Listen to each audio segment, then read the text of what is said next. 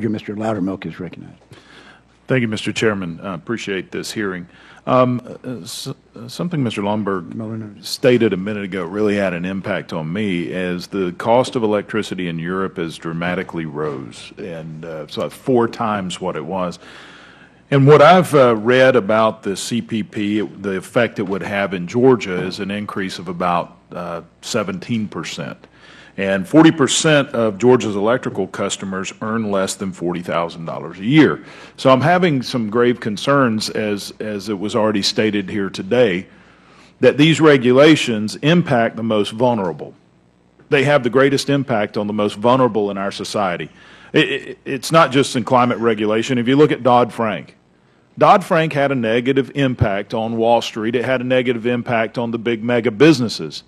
But it was devastating to small struggling businesses, because the big businesses can absorb the additional cost. The big businesses is going to have an impact. The CPP will have an impact, but they'll be able to absorb these costs. One way that they'll absorb the cost is to cut their spending by laying off employees. They're already talking about closing a power plant in my district, possibly up to 2,000 jobs being lost. I want to use not modeling or hyperbole, but real life instances of how this diminishing return of overregulating affects the lives of everyday struggling Americans. I have an article here from National Public Radio, which is not known to be a strong right-wing publication by any, or a radio outlet by any stretch of the imagination, is talking about a 65 or an elderly woman that basically, her name is Lydia Smith. She's 87 years old, and she is living on $900 a month Social Security. That's all that she has. She has no retirement after working as a store clerk for most of her life. She never saved. As you're finding out today, a lot of our baby boomers have not saved for retirement. They're living on a fixed income that comes in. Even though she gets Section 8 housing, she still pays a third of her income. $300 goes to rent. She spends $600 on everything else. Everything else that she needs to live. She rarely leaves home. In fact, it says in the interview that she mostly exclusively shops at Goodwill because that's all she can afford. And what does she shop with? Well, her residual income is $20. $20. That's her residual income that she has to live on. Under the CPP, it's estimated that her power cost will go up $20. So what is Ms. Smith to live on? What is going to happen when her electricity prices go up?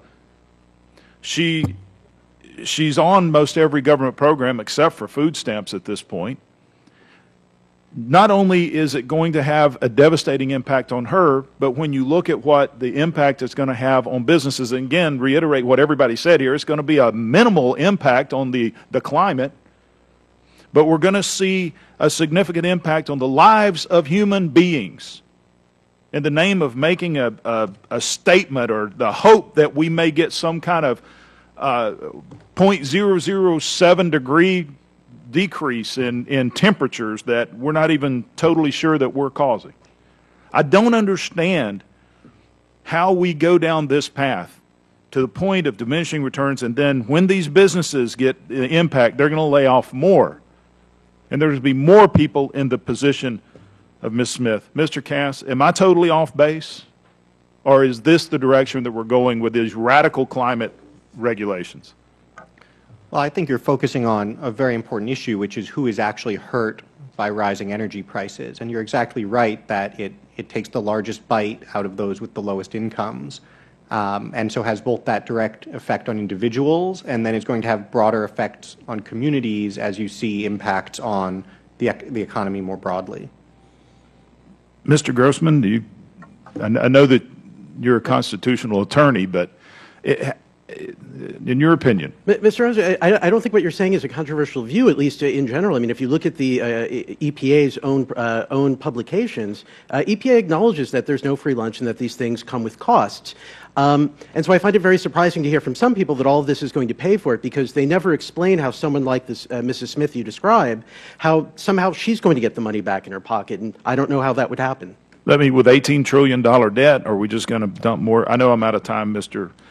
Chairman, but the American people continually say that they want common sense legislation. They want common sense coming out of Washington, and I have not been able to make any common sense out of the CPP or any of the administration's radical agenda. So I yield back.